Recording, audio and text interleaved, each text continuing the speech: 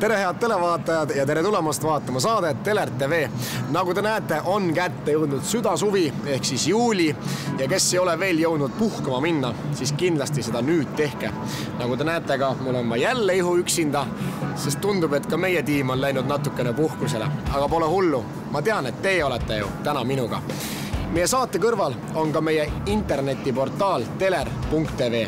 Seal toimuvad erinevad konkursid, täpsemalt siis praegu suvemodell 2009 ja suvesündmus 2009.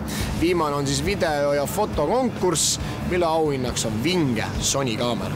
Aitab aga pikast jutust, käige ära seal kodulehel, sealt saategi kogu info teada. Nüüd aga ongi teie ees meie tänased põnevad lood.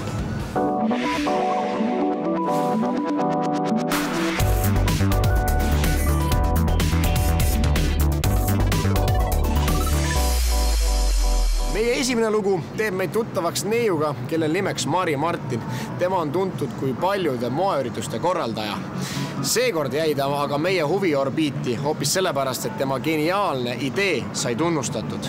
Millega Mari hakkama sai, käisid uurimas Tanja ja Silja Cosmo Glammilaadal.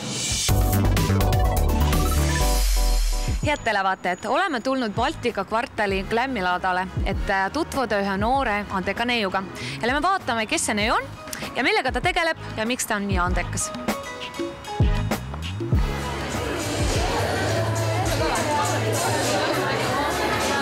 Siin ongi Mari. Tere Mari! Tahaks sinuga natukene juttu rääkida. Tule niimoodi, kuidas ajakirjanikud tulevad siia poole, ajakirjanikud. Nii, ma tahaks küsida, et ma olen kuulnud, et sa võitsid midagi, millel oli selline hästi huvitav pealkiri nagu Ajujaht. Mis see oli? Ajujaht on noortele ja ideede genereerimise selline võistluse, et kellel on nagu parem äriidee. Ja siis minu äriidee oli nimega Reuse Republic. Ehk siis see tähendab seda, et noored disainerid teevad ümber ja disainivad ümber siis brändide laojääke, praaki ja siis kangajääkidega võib-olla miksides neid. Et siis need ülejäänud tooted saavad sellise hästi omanäolise ja uue näo. Et on põhimõtteliselt kõik ka ainueksemplarid. Aga räägi, kust sa sellise mõtte peale tulid üldse? Ma olen ise väga kaua aega uuskasutusaustaja olnud ja ise olen seda väga palju ka tarbinud ja olen võib-olla saanud hästi palju tagasisidet, et see on lahe ja kihvtid asjad.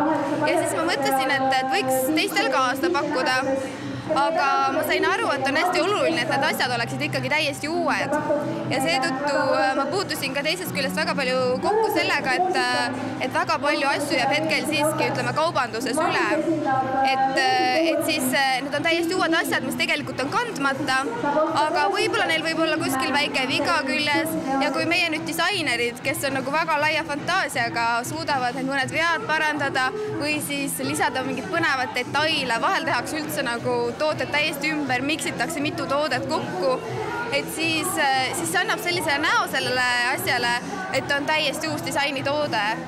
Valged tunduvad huvitavad, ma kujutan ette, kus see käib ümber kaela. Jala! Ei, raudselt kaela.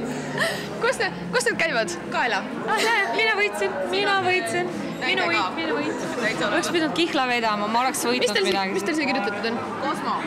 Cosmo Chick. Väga lahe. Kes need teinud on? Mina jah. Kus sa sellise idee peale tulid? Oled sa kuskilt näinud? See on 18. sajandist. Kanti selliseid hästi palju. Just. No mitte päris šaboo, aga peaaegu šaboo, jah. Väga lahe. Aga kus sa materjale saad? Lihtsalt erinevad tilu-lilu ja bling-bling? Ja, vana tehtud, mida ma ise enam ei kanna. Et kõik läheb loosi. See on hea mõte. Ehtelt, mida sa ei kanna, paned kokku ja siis saad mingi uue asja. Super. Aga mis sa täna siin siis teed? Mis riided need siin on juba, kas need on juba disainitud või? Need on tegelikult, ei ole võib-olla otseselt Reuse Republic asjad, aga näiteks siin meil selja taga on arvutikotid ja need arvutikotid nüüd näiteks on tehtud mööblikanga jääkidest. Et kutikangas peab olema tugev ja mööblikanga puhul nagu kangakulu on väga suur ja jäävad üle ikkagi sellised väikesed tükid. aga samas kangas on hästi kvaliteetne. Et siis me oleme kasutanud ära kõik need jäägid ja teinud nendest siis arvutikotid. Aga mis sa täna siin teed? Ostad, müüd või vahetad või hoopis õmbled või soovitad või? Kõike korraga põhimõtteliselt, ja. Aga meie disainerid tegelikult siin pakuvad sellist lisa nagu teenust, et kui keegi ostab kuskilt midagi, et siis nad saavad siin koha peal kohe neid asju ka korrigeerida, võib-olla lisada mingit asja või siis mingeid detaile. Et sul ongi siin õmblusmasin on ja kohe koha peal õmblete, jah? Ja vaatame seal üks neiu teeb koha peal midagi, lähme vaatame, mida ta teeb. Osta! Tere, mis te siin teete, disainite? Disainime jah, teeme ümber natukene, kaunistame ka, et see asi oleks päris ainulaadne. Kas mingi inimene on soovinud seda või klient või te ise lihtsalt teete praegu? See on üks projekt tegelikult, aga inimesed ka, kes tulevad, need võivad koha peal ka teha. Et see pole päris konkreetsel inimesel tehtud, aga pärast saab osta. Aga on palju inimesi, kes tulevad, ostavad näiteks seelikusid kõrvalt ja siis ütlevad, et ma tahaksin lühemaks seda lasta teha? Ma arvan juba päris paljud, sest inimesed ikka tahavad endale midagi oma pärast. Praegusel ajal ma arvan, see on selline uus trend, et inimestele me taha olla sarnased, kõik tahavad olla sellised oma pärast isiksused. Nii et me anname sellise võimaluse kõigidele. No see on küll omapärane väga, ma vaatan siin, see hundi nägu on nii kihvt. Ma arvan, et pärast saab natukene lõiket ka muuta, et see oleks rohkem nagu taljes, rohkem naiselik. Nii et kindlasti paljudele meeldib. Ma arvan, see ostetakse täna kindlasti ära. Jah, nõus. Aga siis kuhu edasi? Me nüüd korraldame päris palju selliseid disainiturge, sellepärast, et me saime esimeselt ürituselt, mis meil toimus Kristiine keskuses koostöös Moetäikaga, nii palju positiivset tagasisidet ja meie asjad osteti nii palju kiiremini ära, kui me arvasime. Et nüüd me proovime seda teha natukene sagedamini. Et siis 17–19 juuli toimub meil selline disaini- ja moeturg Vanalinnas, mis on tegelikult nagu Soome ja Eesti disainerite ühine, aga siis seal me nagu esitleme ka Rius Republicut. Okei, aga kui keegi nendest inimestest, kes vaatab meid praegu sealpool ekraani, tahaks tulla ja ta tunneb, et ta on selline noor avastamata talent ja hea disainer, et kas oleks võimalik sinu meeskonda saada? Ikka võib ühendust võtta ja hea meelega vaataksime, mismoodi ja mis näoga on tema nagu varasem looming ja millised oleks huvid.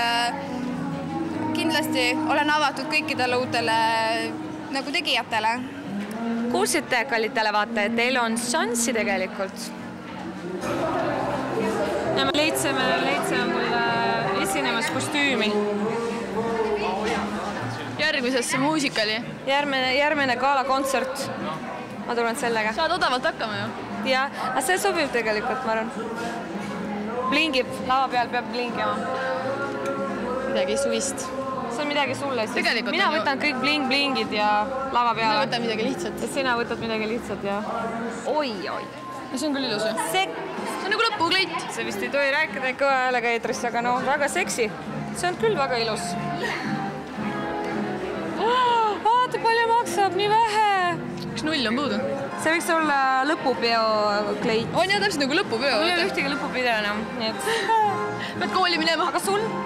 Ja mul on keskkooli lõpupidole sees. Keskkooli lõpupidu. Läheb see kleit. Väga ilus.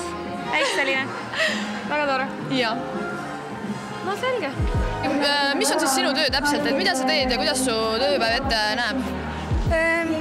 Me valime siis põhimõtteliselt koostöös disaineritega valime välja kõigepealt brändide poolt siis need materjalid, millega me hakkame edasi töötama. Neid on tohutult palju. Me elame selliste kõikide nende asjade sees nagu kontoris ja siis kogu aeg lepime siis pidevalt disaineritega kokku või siis mina lepin kokku, et millised asjad, kui palju me siis nagu ühe või teise brändi asjadest teeme ja see on selline hästi nagu pidev suhtlus tegelikult ühelt poolt brändidega, teiselt poolt siis disaineritega, et mina olen selline vahendav lüli võib-olla igapäevaselt. Sul on väga huvitav töö. Kas sa arvad, et sa selle tööga ikka tegeled mitmed aastaid? Usub küll, jah. Väga tore. Me soovime sulle Tanjaga palju jõudu ja et sa ikka oma asja edasi teeksid. Seda küll ja äkki me tuleme teie juurde abi paluma. Olete väga teretulnud, absoluutselt. Aitäh!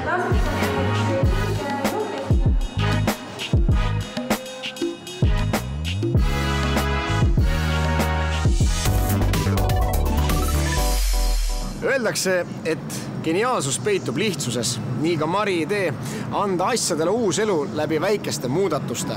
Tegelikult pole ju midagi keerulist, samas aga üsna geniaalne ja annabki uue eluvärvi. Nii et teinekord ei ole vaja mõelda väga keeruliselt, väga pikalt, vaid tuleb lihtsalt leida õige suund oma mõtlemisele. Peale väikest pausi me viime teid aga vee kohale hõljuma. Mida see täpselt tähendab, selgubki hetke pärast. Jääge meiega!